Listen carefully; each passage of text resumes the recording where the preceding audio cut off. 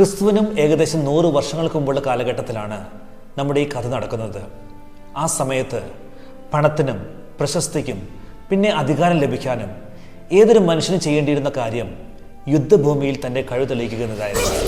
അങ്ങനെ തൻ്റെ കഴിവ് തെളിയിക്കുന്നതിനിടയിൽ ഒന്നുകിൽ അയാൾ മരണപ്പെട്ടേക്കാം, അതല്ലെങ്കിൽ പേരും പെരുമയുമായി ശിഷ്ടകാലം ജീവിക്കാൻ.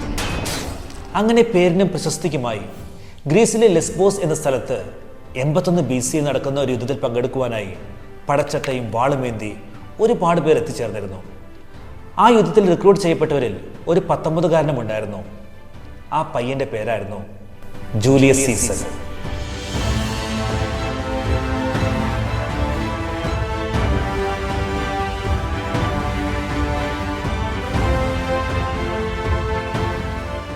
ആദ്യ യുദ്ധത്തിൽ തന്നെ സീസറിന്റെ വേഗതയും യുദ്ധത്തിലെ പ്രാവീണ്യവും കണ്ട് പരിചയസമ്പന്നരായ യോദ്ധാക്കൾ പോലും അമ്പരന്ന് പോയി. ഒരുപാട് ശത്രുക്കൾ ആ യുദ്ധത്തിൽ സീസറിന്റെ വാളിനിരയായി. സീസറിനെ ഭയന്ന് ശത്രു സൈനികർ ആ യുദ്ധഭൂമി വിട്ട് ഓടിപ്പോയി. ആ യുദ്ധത്തിൽ സീസർ മരണത്തെ മുഖാമുഖം കണ്ടു. എന്നാൽ അതൊരു തുടക്കം മാത്രമായിരുന്നു. റോമിലെ അതിസമ്പന്നമായ കുടുംബത്തിലായിരുന്നു കുഞ്ഞു സീസറിന്റെ ജനനം. പക്ഷേ റോമിൽ ഒരു ആഭ്യന്തര കലാപം ഉണ്ടായപ്പോൾ സീസറിന്റെ പിതാവ് നിലകൊണ്ടത് റോങ് സൈഡിലായിരുന്നു. എന്ന് പറഞ്ഞാൽ ആഭ്യന്തര യുദ്ധത്തിൽ ജയിക്കുന്ന വിഭാഗത്തെ റൈറ്റ് സൈഡെന്നും തോൽക്കുന്ന വിഭാഗത്തെ റോങ് സൈഡെന്നും നമുക്ക് മനസ്സിലാക്കിയാൽ മതി. അങ്ങനെ ആഭ്യന്തര യുദ്ധത്തിൽ തോറ്റതിനാൽ സീസറിന്റെ കുടുംബത്തിന്റെ സമ്പത്തും പദവികളും എല്ലാം നഷ്ടമായി. അധികാരം അട്ടിമറിക്കാനും അധികാരം നേടാനും വേണ്ടി നടത്തപ്പെടുന്ന ഈ സിവിൽ വാർസ്, അതല്ലെങ്കിൽ ആഭ്യന്തര യുദ്ധങ്ങൾ അക്കാലഘട്ടത്തിൽ ഒരു നിത്യസംഭവമായിരുന്നു. അങ്ങനെ തന്റെ പിതാവ് എടുത്ത ഒരു തെറ്റായ തീരുമാനം കാരണം 16ാമത്തെ വയസ്സിൽ എല്ലാം നഷ്ടപ്പെട്ട സീസർ അവഗണനകളും കുറ്റപ്പെടുത്തലുകളും ഒരുപാട് അനുഭവിച്ചു. തൻ്റെ കുടുംബത്തിൻ്റെ പ്രശസ്തിയും പാരമ്പര്യവും തിരിച്ചു പിടിക്കാൻ ഇനി ഒരേ ഒരു വഴിയേ ഉള്ളൂ എന്ന് അദ്ദേഹം മനസ്സിലാക്കി. നേരത്തെ പറഞ്ഞതുപോലെ റോമൻ പട്ടാളത്തിൽ ചേർന്ന് യുദ്ധങ്ങൾ ജയിക്കുക എന്നതായിരുന്നു ആ ഒരു പോംവഴി. അക്കാലഘട്ടങ്ങളിൽ ഏത് റോമാക്കാരനും ആഗ്രഹിക്കുന്നത് പോലെ സീസറിനും അധികാരത്തോടും പ്രശസ്തിയോടും സമ്പത്തിനോടും അതിയായ ആഗ്രഹമുണ്ടായിരുന്നു. യുദ്ധവിജയങ്ങളായിരുന്നു ഇവയെല്ലാം നേടിയെടുക്കാനുള്ള ഒരേ ഒരു വഴി. ഏകദേശം 10 വർഷക്കാലത്തോളം സീസർ ഒരു റോമൻ പടയാളിയായി നിരവധി യുദ്ധങ്ങളിൽ പങ്കെടുത്തു. യുദ്ധഭൂമിയിലെ പകരം വയ്ക്കാനില്ലാത്ത ഒരു യോദ്ധാവായിരുന്നു ജൂലിയസ് സീസർ. മറ്റു റോമൻ പട്ടാളക്കാരനും സീസറിനെ പോലെ തന്നെ കഴിഞ്ഞിരുന്നില്ല. തൻ്റെയും കുടുംബത്തിൻ്റെയും പേരും പ്രശസ്തിയും തിരിച്ചു പിടിക്കുക എന്നത് മാത്രമായിരുന്നു ഓരോ തവണ യുദ്ധത്തിന് പോകുമ്പോഴും സീസറിന്റെ മനസ്സിലുണ്ടായിരുന്നത്. അതുകൊണ്ട് തന്നെ എല്ലാ യുദ്ധങ്ങളിലും സീസർ വീറോടും വാശിയോടും കൂടി പോരാടി. വേറെ റോമൻ പടയാളികൾക്കും ഇല്ലാത്ത ഒരു സവിശേഷത അദ്ദേഹത്തിനുണ്ടായിരുന്നു. സ്വരക്ഷ നോക്കാതെ യുദ്ധമുഖങ്ങളിലേക്ക് കയറി ചെന്ന് പോരാടുക എന്നതായിരുന്നു അത്. സീസറും അദ്ദേഹത്തോടൊപ്പം ഉണ്ടായിരുന്ന ആയിരക്കണക്കിന് പട്ടാളക്കാരും റോമ സാമ്രാജ്യത്തിന് വേണ്ടി അയൽ പ്രദേശങ്ങൾ കീഴടക്കിക്കൊണ്ടിരുന്നു. റോമിന്റെ വളർച്ച അതിവേഗത്തിലായിരുന്നു. വെറും 3 സ്ക്വയർ മൈൽസ് മാത്രം വിസ്തൃതി ഉണ്ടായിരുന്ന റോം വെറും 400 വർഷങ്ങൾ കൊണ്ട് 7,20,000 സ്ക്വയർ മൈൽസ് വിസ്തൃതിയുള്ള ആഫ്രിക്ക തൊട്ട് ഏഷ്യ വരെ പരന്നു കിടക്കുന്ന അക്കാലത്തെ ഒരു സൂപ്പർ പവറായി മാറിയിരുന്നു. ഓരോ ദിവസവും റോമ സാമ്രാജ്യം അതിൻ്റെ അതിർത്തികൾ വലുതാക്കിക്കൊണ്ടിരുന്നു. സാമ്രാജ്യം വലുതാകുന്നതിനനുസരിച്ച് അത് ശരിയായ രീതിയിൽ പ്രവർത്തിക്കാൻ അവർക്കൊരു നിർണായക ഘടകം ആവശ്യമായിരുന്നു: മാൻ പവർ. അതിനായി ഓരോ യുദ്ധവിജയങ്ങൾക്ക് ശേഷവും എതിർ സൈനികരെയും അവിടെ താമസിച്ചിരുന്ന സാധാരണ ജനങ്ങളെയും റോമൻ പടയാളികൾ പിടികൂടി അടിമകളാക്കുകയും പിന്നീട് അവരെ പലവിധ ജോലികളും ഏൽപ്പിക്കുകയും ചെയ്തു പോന്നു.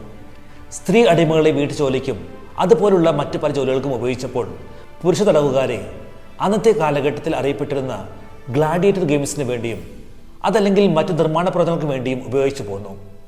അടിമകളെ കൊണ്ട് പ്രധാനമായും റോഡുകളാണ് നിർമ്മിപ്പിച്ചിരുന്നത്. അതുകൊണ്ട് തന്നെ റോമൻ സൈന്യത്തിന് മറ്റു ദേശങ്ങളിലേക്ക് കടക്കാനും അവരെ കീഴ്പ്പെടുത്താനും ഇത് സഹായകമായി. നിർമ്മാണ പ്രവർത്തനങ്ങളിലെ റോമാക്കാരുടെ വൈഭവം അത് അത്ഭുതം തന്നെയായിരുന്നു. 75 BC ആയപ്പോഴേക്കും 20 ലക്ഷം അടിമകളെ കൊണ്ട് ഏകദേശം 50,000 മൈൽസ് അല്ലെങ്കിൽ 80,500 കിലോമീറ്ററുകളോളം വരുന്ന റോഡുകൾ നിർമ്മിച്ചു കഴിഞ്ഞിരുന്നു.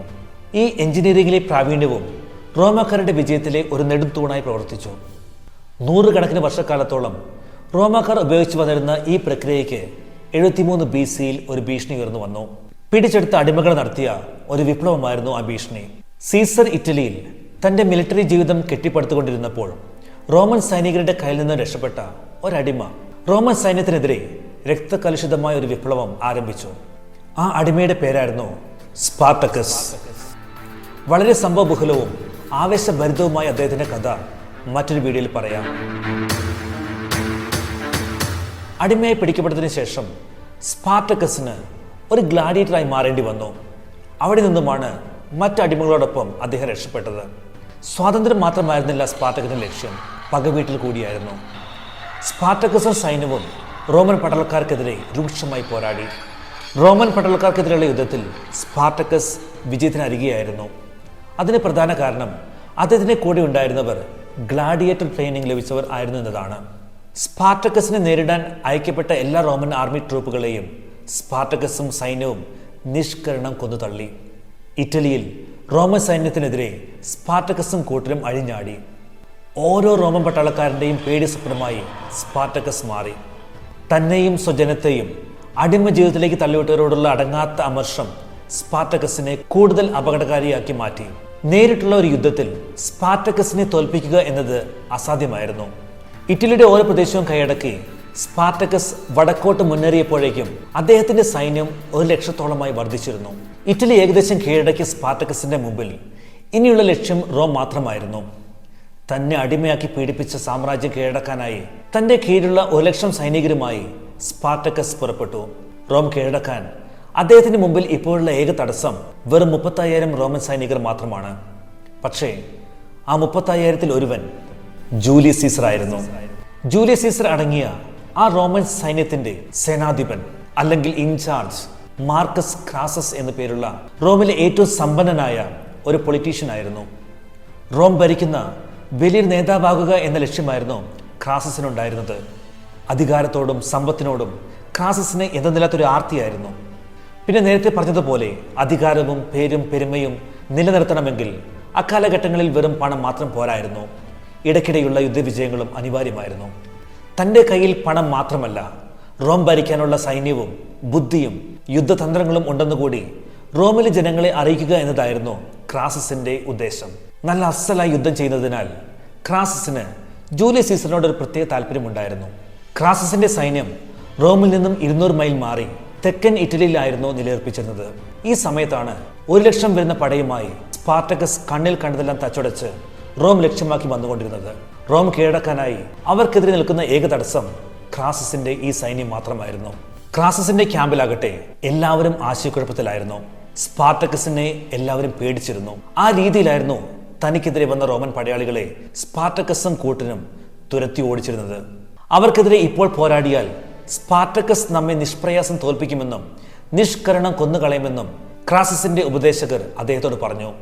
ഇനി ഇവിടെ നിൽക്കുന്നത് പന്തിയല്ലെന്നും റോമിലോട്ട് തിരികെ പോയി വലിയ സൈന്യമായി തിരിച്ചു വരാമെന്നും ക്രാസസും തീരുമാനിച്ചു. ഈ സമയത്താണ് ജൂലിയസ് സീസർ മറ്റൊരു യുദ്ധതന്ത്രവുമായി ക്രാസസിനെ സമീപിക്കുന്നത്. ഈ സമയത്ത് പിന്മാറുന്നത് ബുദ്ധിയല്ലെന്നും അങ്ങനെ ചെയ്താൽ സ്പാർട്ടക്കസ് കീഴടക്കി വരുന്ന സ്ഥലത്തെ ആളുകളെ എല്ലാം കൂട്ടി ഇപ്പോഴുള്ളതിനേക്കാളും വലിയ സൈന്യവുമായി റോമിനെ ആക്രമിക്കുമെന്നും സീസർ കണക്കുകൂട്ടി. ഇപ്പോൾ പിന്മാറിയാൽ നമ്മളെല്ലാം സ്പാർട്ടക്കസ് പിന്തുടർന്ന് വധിക്കുമെന്നും സീസർ ക്രാസസിനോട് പറഞ്ഞു. പക്ഷേ പിന്മാറുകയല്ലാതെ വേറെ രക്ഷയില്ലെന്നും നേരിട്ടവരെ തോൽപ്പിക്കാനാകില്ലെന്നും ക്രാസസ് സീസറിനോട് പറഞ്ഞപ്പോൾ സീസർ അദ്ദേഹത്തിന്റെ യുദ്ധതന്ത്രം ക്രാസസിനോടായി വെളിപ്പെടുത്തി.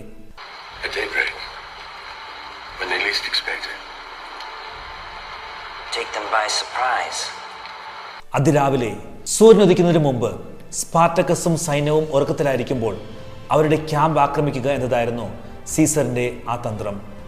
നമുക്കതിനെ ചതിയെന്നോ ഭീരുത്വമെന്നോ ഒക്കെ എന്ന് വിളിക്കാം. പക്ഷേ തങ്ങളുടെ സാമ്രാജ്യത്തെ രക്ഷിക്കാൻ അന്ന് അവരുടെ മുന്നിൽ ഈ ഒരു വഴി മാത്രമേ ഉണ്ടായിരുന്നുള്ളൂ. വിജയത്തിനായി ഏത് വഴിയും സ്വീകരിക്കുന്ന, തൻ്റെ ദേശത്തെയും ജനത്തെയും രക്ഷിക്കാൻ ഏതറ്റം വരെയും പോകാൻ തയ്യാറായ ജൂലിയസ് സീസറിന്റെ ആദ്യത്തെ റൂത്ത്ലെസ് ആയ തീരുമാനമായിരുന്നു അത്. ക്രാസസ് അത് അംഗീകരിക്കുകയും ചെയ്തു. അന്നാണ് ക്രാസസ് ജൂലിയസ് സീസറിന്റെ ബുദ്ധി തിരിച്ചറിയുന്നത്. സീസറിന്റെ പ്ലാനിംഗ് അത്ര കൃത്യമായിരുന്നു. അദ്ദേഹത്തിന്റെ നീക്കങ്ങൾ അതിവേഗത്തിലുള്ളതായിരുന്നുവെങ്കിലും അതൊരിക്കലും എടുത്തുചാട്ടങ്ങളായിരുന്നില്ല. സീസറിന് യുദ്ധവിജയങ്ങൾ ഒരിക്കലും അധികാരത്തിലോട്ടുള്ള ഒരു വഴി മാത്രമായിരുന്നില്ല. തനിക്കുള്ളവയെല്ലാം സംരക്ഷിച്ചു പിടിക്കുന്നതിനായുള്ള ഒരു മാർഗം കൂടിയായിരുന്നു. ഏത് യുദ്ധഭൂമിയിലാണെങ്കിലും സീസർ എപ്പോഴും തൻ്റെ കുടുംബത്തിന് വളരെയധികം പരിഗണന കൊടുത്തിരുന്നു. സീസർ തൻ്റെ പ്രിയതമയായ കോർണീലിയയെ വിവാഹം കഴിച്ചിട്ട് ആ സമയത്ത് ഏകദേശം 15 വർഷങ്ങൾ കഴിഞ്ഞിരുന്നു. അവർക്കുണ്ടായ ഏക മകളുടെ പേര് ജൂലിയ എന്നായിരുന്നു. സീസർ തൻ്റെ കുടുംബത്തെ ആത്മാർത്ഥമായും കലർപ്പില്ലാതെയും സ്നേഹിച്ചു. സ്പാർട്ടക്കസുമായുള്ള യുദ്ധത്തിന് ശേഷം എത്രയും പെട്ടെന്ന് തൻ്റെ പ്രിയതമയുടെയും മകളുടെയും അടുത്തെത്താൻ സീസർ വളരെയധികം ആഗ്രഹിച്ചു. അതുകൊണ്ട് കൂടിയാണ് സീസർ ഏത് വിധേനയും എത്രയും പെട്ടെന്ന് സ്പാർട്ടക്കസിനെ തോൽപ്പിക്കാൻ ആഗ്രഹിച്ചത്. സ്പാർട്ടക്കസിനെതിരെയുള്ള യുദ്ധത്തിന് മുമ്പ് സീസർ തന്റെ സൈന്യത്തോട് പറഞ്ഞ വാക്കുകളിൽ അദ്ദേഹത്തിന്റെ കുടുംബസ്നേഹം വ്യക്തമായിരുന്നു.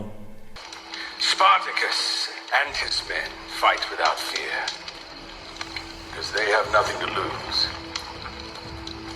We do. And that's what makes us dangerous. When I fight side by side with you tonight, I fight for my wife.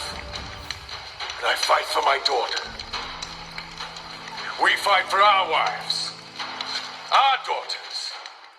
അദ്ദേഹത്തിന്റെ വാക്കുകൾ ഓരോ പടയാളികളുടെയും ഹൃദയത്തിൽ തന്റെ കുടുംബത്തോടുള്ള സ്നേഹം തൊട്ടുണർത്തി. സീസറിന്റെ നേതൃത്വത്തിൽ പിന്നീട് കാര്യങ്ങൾ പെട്ടെന്ന് നീങ്ങി. ക്രാസസിന്റെ സൈന്യം രണ്ടായി തിരിഞ്ഞ് അതിരാവിലെ സ്പാർട്ടക്കസിന്റെ ക്യാമ്പ് വളയാൻ തീരുമാനിച്ചു.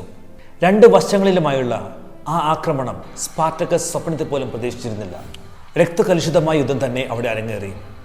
3 വർഷത്തിലേറെ കാലമായി റോമാക്കാർക്കെതിരെ നീണ്ടുനിന്ന ആ വിപ്ലവം സ്പാർട്ടക്കസിന്റെ മരണത്തോടെ അവസാനിച്ചു.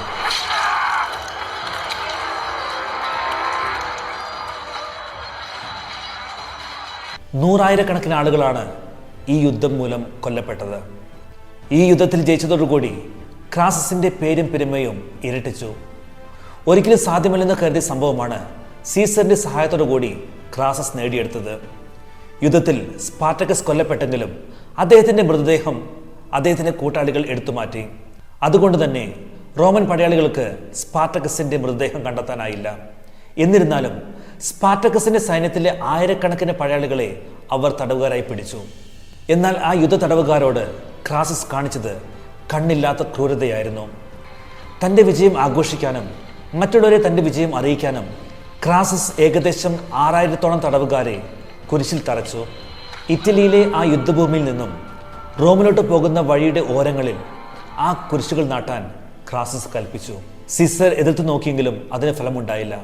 ഓരോ 100 മീറ്റർ ഇടവിട്ട് തടവുകാരെ ക്രൂസിലേറ്റി. അങ്ങനെ ഏകദേശം 100 കിലോമീറ്ററുകളോളം തടവുകാർ ജീവനോടെ ക്രൂസിലേറ്റപ്പെട്ടു. സ്പാർട്ടക്കസിനെതിരെയുള്ള വിജയത്തിന് ശേഷം താൻ റോമൻ സെനറ്റിലെ അവിഭാജ്യ ഘടകമായി മാറുമെന്ന് ക്രാസസിന് അറിയാമായിരുന്നു. അധികാരം കൈപ്പിടിയിൽ ഒതുക്കാൻ ഈ വിജയം ധാരാളമാണെന്ന് അദ്ദേഹം വിശ്വസിച്ചു. പക്ഷേ അദ്ദേഹം പ്രതീക്ഷിച്ചതുപോലെ ആയിരുന്നില്ല കാര്യങ്ങൾ നീങ്ങിയത്. ക്രാസസിനെതിരെ കരുക്കൾ നീക്കി ഒരാൾ റോമിലുണ്ടായിരുന്നു. ക്രാസസിനോളം തന്നെ ശക്തനായ ഒരാൾ. The war's over. How?